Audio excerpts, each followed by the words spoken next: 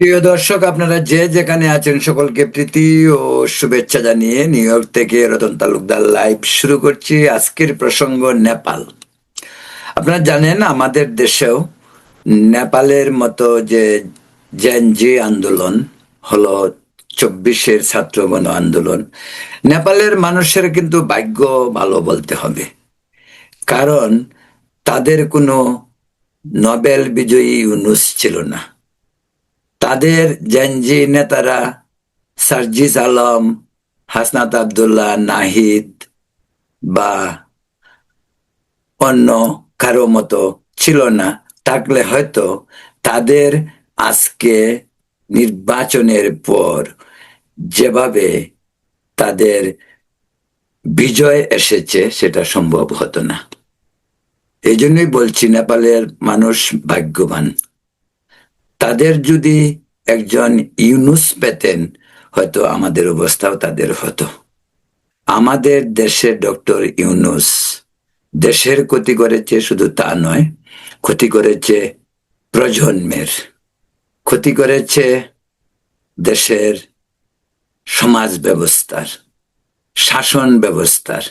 রাষ্ট্রের প্রতিটি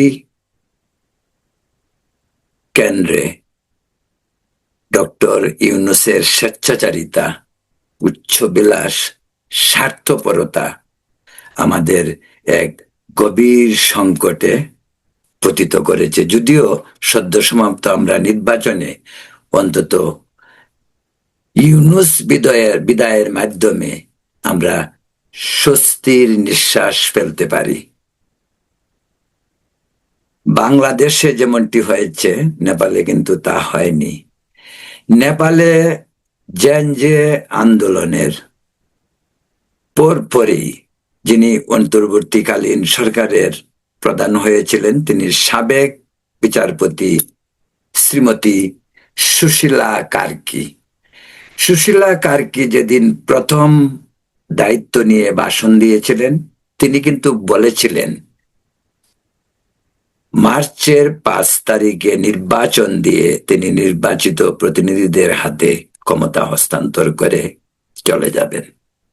সুশীলা পেরেছেন, ডক্টর ইউনূস পারেনি। নেপালের জেনজি আন্দোলনের যে ছাত্রনেতারা ছিল, তারা কিন্তু আমাদের সার্জিস আলম, হাসনাত আব্দুল্লাহ, নাহিদ সহ এই নাসিরুদ্দিন পাটোয়ারিদের মতন বাচাল হয়নি, অর্থের লোভে সরকারে যায়নি। ডক্টর ইউনূস তাদেরকে সরকারের অংশ করেছে, তাদেরকে দিয়ে রাজনৈতিক দল বানিয়েছে। ডক্টর ইউনূস এমন কোনো কাজ নেই, ওই জুলাই বিপ্লবের ছাত্রদেরকে তিনি ব্যবহার করেছেন নিজের স্বার্থে। ডেকে এনেছেন আমেরিকা থেকে, বিভিন্ন দেশ থেকে এনজিও নেতাদের। আজকের যে বিএনপির পররাষ্ট্রমন্ত্রী হলেন, সেই পররাষ্ট্রমন্ত্রী ডক্টর খলিলকেও বাংলাদেশে ডেকে এনেছেন ডক্টর ইউনূস। যে খলিল বাংলাদেশের সঙ্গে গত 25 বছর কোনো যোগাযোগ ছিল না, মানুষ জানেও না, চেনেও না, কোত্থেকে হঠাৎ করে এসে একদিনের জন্য তিনি বিএনপিও করেনি, তিনি হয়ে গেলেন বাংলাদেশের পররাষ্ট্রমন্ত্রী। যাই হোক, প্রিয় দর্শক, বলছিলাম নেপালের অবস্থা। নেপাল গত 5 মার্চ অন্তর্বর্তীকালীন সরকারের প্রধানমন্ত্রী সুশীলা কার্কির কথার একটু নয় ছয় বা এর ফের হয়নি, একেবারে কাটায় কাটায় 5 মার্চ নির্বাচন হলো। নির্বাচনে কি হলো আপনারা দেখেছেন। নেপালের নির্বাচনের বিষয়টি একটু অন্যরকম, ফলাফল পেতে একটু দেরি হয়, কিন্তু নির্বাচনের ফলাফলের যে ট্রেন্ড শুরু থেকে সেটা কিন্তু বোঝা যায়। নেপালের নির্বাচনের ফলাফল আসার দেরি কারণটা হলো এই দেশটি আমাদের দেশের মতো সমতল দেশ নয়, পাহাড়ি, পাহাড় পর্বত ঘেরা। এই দেশের যে সমস্ত প্রত্যন্ত অঞ্চল, যে সমস্ত রিমোট এরিয়া রয়েছে, সেই সমস্ত অঞ্চল থেকে নির্বাচনী ফলাফল আসতে একটু সময় নেয়। নেপালের দুই ধরনের নির্বাচন, যেটি আমরা এবার কিছুটা আমাদের নির্বাচন কমিশন বা ডক্টর ইউনূস বা জামাতিরা একটা ধান্দা করেছিল যে পিআর পদ্ধতিতে আমাদের নির্বাচনের ব্যবস্থা করা, দ্বিকক্ষ বিশিষ্ট আইনসভা। নেপালে এটা অনেক আগের থেকেই ছিল। নেপালে এটা অনেক আগের থেকেই ছিল। নেপালের রাজতন্ত্রের পতনের পর যখন সংসদীয় গণতন্ত্র এবং ডেমোক্রেটিক সোসাইটিতে নেপাল প্রবেশ করে, তখন থেকেই কিন্তু নেপালের সংবিধানে এই সমস্ত বিষয় জড়িত ছিল। আপনারা জানেন যে নেপালে যে নির্বাচন হলো, সেই নির্বাচনের টোটাল 275টি আসন ছিল। সেই 165টি আসনে সরাসরি ভোট হলো, আর 110টি আসন ছিল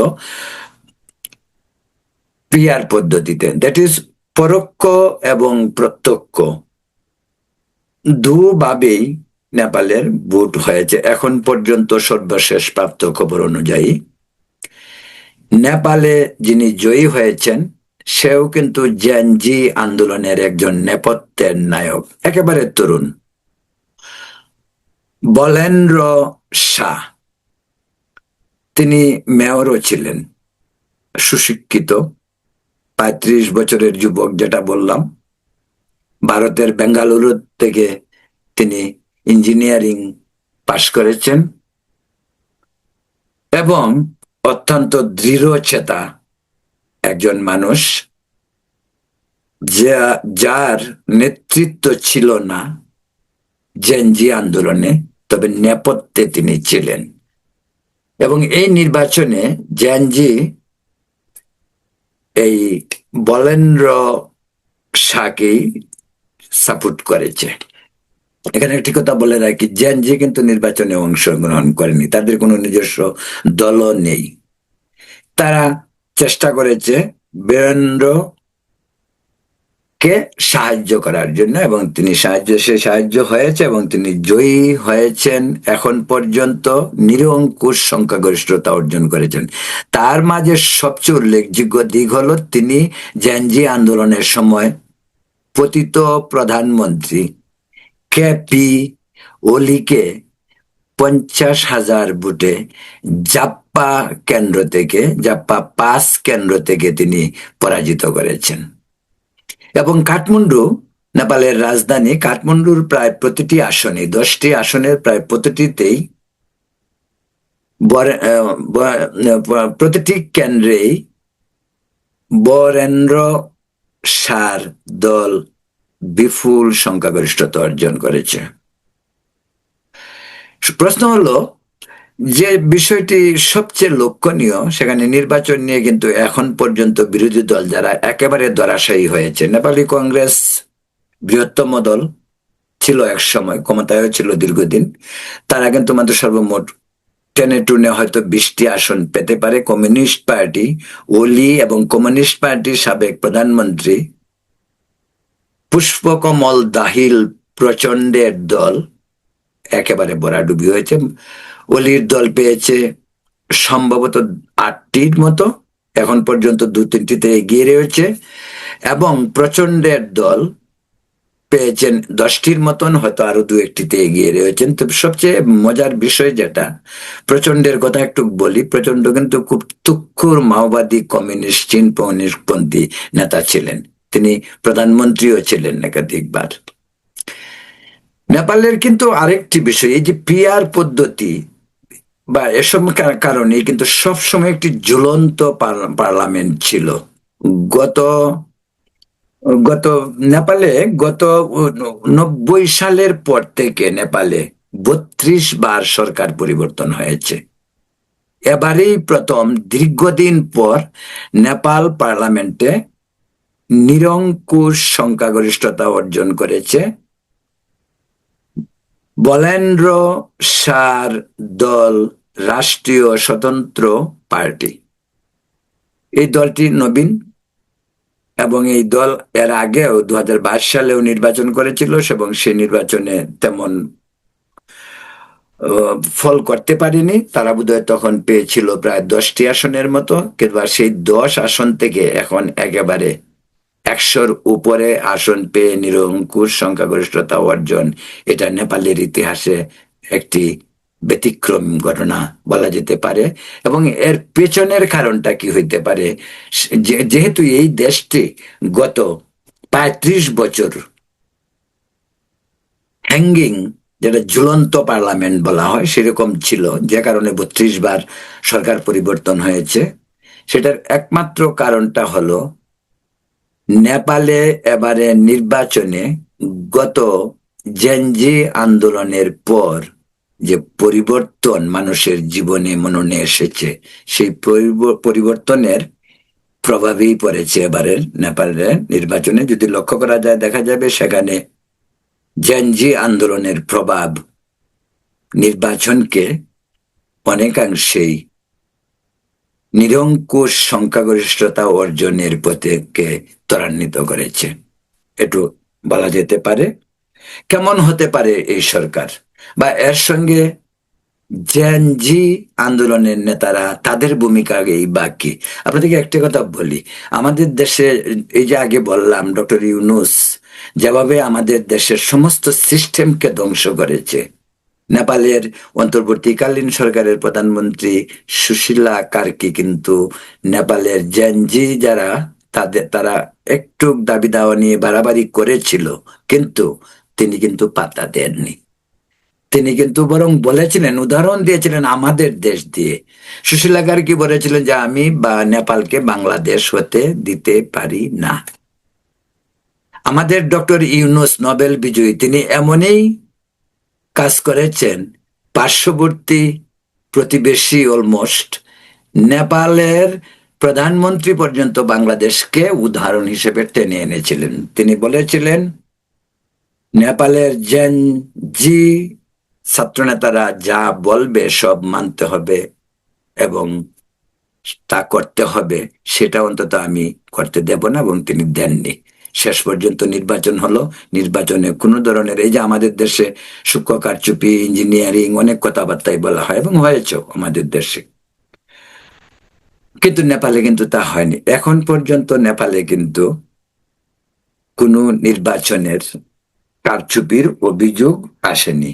নেপালের ইতিহাসটা বড় কঠিন ইতিহাস। নেপাল এর রাজতন্ত্র ছিল সেই 1758 সাল থেকে নেপালের রাজতন্ত্র। পর্যায়ক্রমে রাজতন্ত্রের ঘটনা আপনারা জানেন যে বিভিন্ন সময় বিভিন্নভাবে রাজতন্ত্রকে উৎখাতের চেষ্টা হয়েছে, কিন্তু কোনো আন্দোলন রাজতন্ত্রকে উৎখাত করেনি। শেষ পর্যন্ত 2021 সালে শেষ রাজা যিনি ছিলেন, যাকে হত্যা করা হয়েছিল, তার ছেলে রাজা বীরেন্দ্র বীর বিক্রম সাদেব, তাকে হত্যা করেছিল তার ছেলে দীপেন্দ্র শাহ। তারপরে রাজা হয়েছিলেন রাজা বীরেন্দ্রের ছোট ভাই জ্ঞানেন্দ্র শাহ। তিনি রক্ষা করতে পারেননি রাজা, তার আমলে রাজতন্ত্রের পতন ঘটে এবং নেপাল গণতন্ত্রে উত্তরণে পা রাখে। এটাই অল্প বিস্তর নেপালের ইতিহাস। যে বিষয়টি আরো উল্লেখযোগ্য, নেপালে কিন্তু 2005 সালে ভয়াবহ আন্দোলন হয়েছিল। সেই আন্দোলনেই কিন্তু নেপালের রাজতন্ত্রের বিলুপ্তি ঘটে এবং নেপাল, যেটা বলছি যে নেপাল গণতন্ত্রের পথে উত্তরণ হয় তাদের। নেপালের কিন্তু এবারে ইলেকশনে আরেকটি বিষয় হয়েছে যে কমিউনিস্ট, চীন পন্থী যে কমিউনিস্ট দলগুলি দুটো গ্রুপ ভাবে বিভক্ত। একটি হলো কেপি ওলির কমিউনিস্ট পার্টি, আরেকটি ছিল প্রচন্ডের কমিউনিস্ট পার্টি, এবং দুটো পার্টি আত্মকলহে, একসময় তারা একসঙ্গেই ছিল, আত্মকলহে তাদের বিভক্তির পরে এখন দুটো পার্টি যখন সমান্তরাল চলছিল, আজকের এই নির্বাচনের তাদের শোচনীয় পরাজয়, আগেই বলছি তারা কটা আসন পেয়েছে, এবং তাদের তাদের এই শোচনীয় পরিবর্তনের জন্য তারা নিজেরাই দায়ী। সেটা অবশ্য তারা তাদের বিষয়তে স্বীকার করে নিয়েছে। না, উল্লেখযোগ্য আরেকটি ঘটনা ঘটেছে, যারা রাজতন্ত্রের পক্ষে ছিলেন সেই রবীন্দ্র মিস্ত্রি, তার দল কিন্তু মাত্র একটি আসন পেয়েছে। এই নির্বাচনের রায় আরেকটা জিনিস প্রমাণিত হলো যে রাজতন্ত্রকে নেপালে আর ফেরানো সম্ভব হচ্ছে না, অন্তত নিকট ভবিষ্যতে। সেটা পরবর্তীতে কিন্তু তারা কোনো কোনো ধরনের আসন তারা পায়নি, মাত্র একটি আসন তারা পেয়েছে।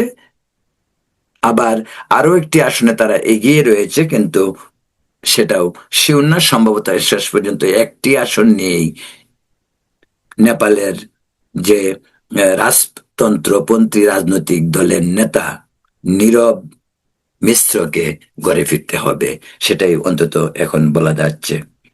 তাছাড়া কাঠমান্ডুর সাবেক মেয়র বলেন্দ্র, যিনি প্রধানমন্ত্রী হওয়ার জন্য এখন প্রায় প্রস্তুত, সুশীলা কার্কি, তিনি বিদায় নেবেন মোটামুটি ভাবে। এখন পর্যন্ত নেপালের সেটাই দিক নির্দেশনা মনে হচ্ছে। তবে প্রশ্ন উঠছে আন্তর্জাতিক মহলেও বিভিন্নভাবে, বলেন্দ্র কোন দিকে যাবে। তবে এইটুকু অনেকেই আবার বলছে, অনেক রাজনৈতিক বিশ্লেষকরা বলছে যে অন্তত বলেন্দ্র চীন গেসা হবে কিনা সন্দেহ। কিন্তু নেপালের ইনফ্রাস্ট্রাকচারে অনেক কাজ করছে চায়না, যেটি আগে আগে চাইনিজ কমিউনিস্ট নিয়ন্ত্রিত যে গভর্নমেন্ট ছিল, অলির গভর্নমেন্ট বা এর আগে প্রচন্ডের গভর্নমেন্ট। তো নেপালে চাইনিজ অনেক কাজ হচ্ছে, সেই সমস্ত কাজ হয়তো চলতেই থাকবে। কিন্তু নতুন যে প্রধানমন্ত্রী আসছেন বলেন্দ্র শাহ, তিনি কোন দিকে যাবেন? বলেন্দ্র শাহ কিন্তু আরেকটি বিষয়, তিনি একেবারে তরুণ, তো তার চিন্তা চেতনা ভাবনা সেগুলি নিয়ে অনেকেই অনেক রকম ভাবতে পারে। অলরেডি রাজনৈতিক বিশ্লেষক যারা, তারা ভাবতে শুরু করেছেন সে কোন পথে। ভারতের সঙ্গে নেপালের একটা দীর্ঘদিনের উম, অসুসম্পর্ক, মাঝে চীনপন্থীর দিকে হেলে যায় নেপালের সঙ্গে ভারতের রাজনীতির এক ধরনের উলটপালট সিচুয়েশন তৈরি হয়, সম্পর্ক খারাপও হয় মাঝে।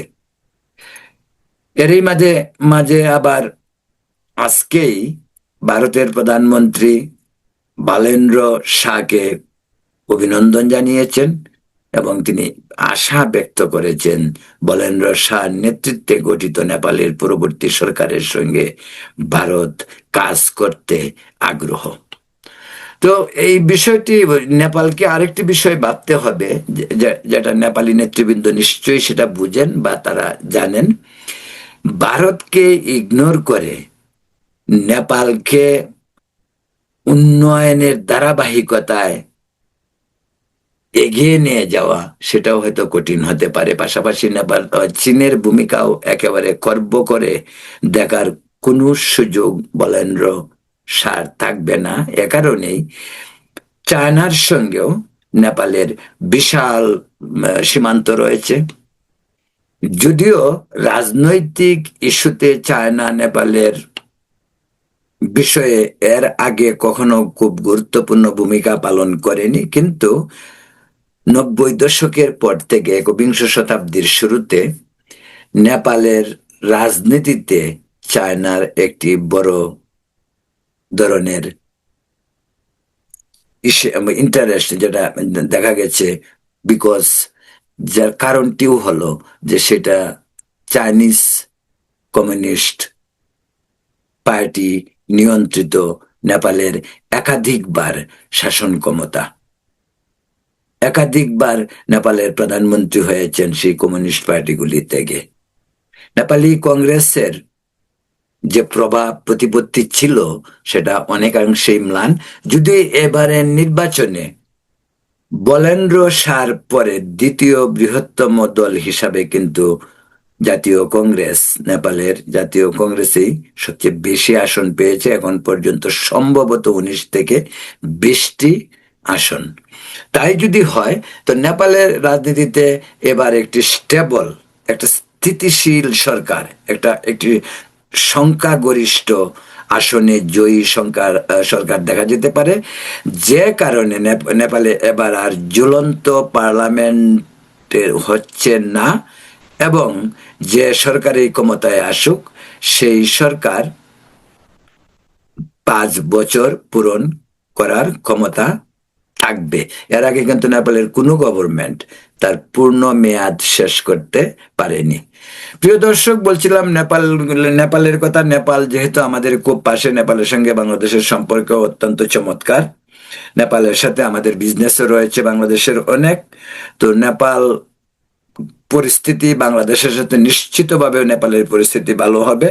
যাই যা যা যে বিষয়টি সবচেয়ে গুরুত্বর সঙ্গে আগে বলছিলাম, যে নেপালের সঙ্গে বাংলাদেশের যে এই যে পার্থক্য, বিশেষ করে জেনজি আন্দোলন থেকে শুরু করে নির্বাচন প্রক্রিয়া বা নেপালের তত্ত্ব, মানে যেটা অন্তর্বর্তীকালীন সরকারের যে প্রধান ছিলেন বিচারপতি সুশীলা কার্কি, সে এবং আমাদের এই নোবেল বিজয়ী ডক্টর ইউনূস, বিস্তর ফারাক। সেই এই ফারাকগুলির কথাই বলতেছিলাম এই কারণেই যে নেপালের মতো দেশ পেরেছে, সুশীলা কার্কি পেরেছেন, কিন্তু আমাদের নোবেল বিজয়ী ডক্টর ইউনূস পারেননি। তিনি একটি বড় ধরনের ম্যাচ চারিদিকে লেজে গোবরে অবস্থা রেখে অর্থনীতির বিপর্যয়, আইন শৃঙ্খলার পরিস্থিতির চরম অবনতি, মব সংস্কৃতি, বিভিন্নভাবে নির্বাচনকে প্রভাবিত করার চেষ্টা করেছেন তিনি। তিনি ছিলেন এক দোলা চলে, এনসিপি কে দিয়ে তিনি রাজনৈতিক দল করেছিলেন পোলাপানকে দিয়ে, সেটাতেও তিনি আস্থা রাখতে পারেননি, বরং ওদেরকে ক্ষমতার লোভ দেখিয়ে ওদেরকে এখন কুটিপতি বানিয়েছেন। দুর্নীতিতে জড়িয়ে গিয়ে ওই সমস্ত জেনজি ছাত্র নেতারা, যারা আজকে কুটিপতি, যাদের এক সময় কিছুই ছিল না 2 বছর আগে। যাই হোক, নেপালের প্রসঙ্গটা এই যে আমাদের সঙ্গে নেপালের একটা বিশাল সিমিলারিটি ছিল, সাদৃশ্য ছিল, যে আমাদের সঙ্গে নেপালের পরিস্থিতিটা এরকম। আমরা একটি গণ অভ্যুত্থানের মাধ্যমে পূর্ববর্তী সরকারের পতন ঘটিয়েছি। নেপালও দুর্নীতি সহ বিভিন্ন অভিযোগে কেপি ওলি সরকারের পতন ঘটায়। খুবই সিমিলারিটি, যে ঘটনাটি শ্রীলঙ্কায় ঘটেছে, শ্রীলঙ্কায়ও কিন্তু তা হয়নি।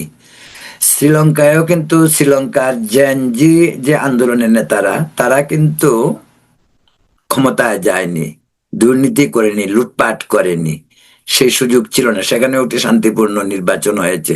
আর সবচেয়ে মজার বিষয় কি, যেটা এই বিষয় যেটা আমাদের দেশেও হইতে পারে, আমাদের দেশেও হয়নি, যে সবচেয়ে বড়, নেপালের ছাত্র নেতাদের এবং শ্রীলঙ্কার ছাত্র নেতাদের সরকার কিন্তু তেমন সরকারের সাথে সম্পৃক্ত করে নাই, যে কারণে তারা কোনো ধরনের দুর্নীতির সুযোগ পায়নি, বা তারা নিজদেরকে সরকার থেকে দূরে রাখতে চেষ্টা করেছে। এমনকি শ্রীলঙ্কায় একটি অদ্ভুত ঘটনাও ঘটেছে, সেটা হলো এরকম, কতটুকু স্থিতিশীল এবং কতটুকু দূরদর্শী হলে সরকার এটা করতে পারে। শ্রীলঙ্কায় কিন্তু যারা অগ্নিসংযোগ করেছিল, একজন মিনিস্টারকে হত্যা করেছিল জেনজি আন্দোলনের নেতারা, তাদের 12 জনের কিন্তু বিচার হয়েছে এবং তাদের ফাঁসি হবে, পর্যায়ক্রমে জেল, ফাঁসি হবে। ভাবা যেতে পারে শ্রীলঙ্কার সঙ্গে বাংলাদেশকে যদি মিলানো হয়, ভাবতে পারেন শ্রীলঙ্কা কি করেছে আর আমরা কি করতে পেরেছি। অথচ আমাদের দেশে এই সার্জিস আলম থেকে শুরু করে নাহিদ, তারপর হাসনাত আব্দুল্লাহ বা নাসিরুদ্দিন পাটোয়ারি, সব যারা সমন্বয়কারী ছিল, তারা কি করেছে আমাদের দেশে। ওরা যা করেছে, নেপাল এবং শ্রীলঙ্কার ছাত্রনেতারা 10 ভাগের 1 ভাগও করেনি। তারপরেও তারা একটি ঘটনার জন্য তাদের বিচার হচ্ছে। আর নেপালে তো ছাত্রনেতারা কোনো সুযোগে পায়নি, বা সুযোগের জন্য যায় না। 2-4 জন অল্প বিস্তর কথা বলার পরে সুশীলা কার্কি পরিষ্কার করে বলে দিয়েছিলেন যে সব নেপালে চলবে না, যে কারণে তিনি বাংলাদেশের এক্সাম্পলও টেনে নিয়ে আসছিলেন, যে নেপালকে বাংলাদেশ হতে দেওয়া যায় না। প্রিয় দর্শক, নেপাল নিয়ে আজ এ পর্যন্তই। আশা করছি নেপালের নতুন সরকার হবে। আমি নতুন সরকারের ভাবি প্রধানমন্ত্রী বলেন্দ্র শাহকে অভিনন্দন জানাই, এবং পরবর্তীতে শুনে আরো কথা বলা যেতে পারে। এই পর্যন্ত ভালো থাকুন, সুস্থ থাকুন, নিরাপদ থাকুন। ধন্যবাদ।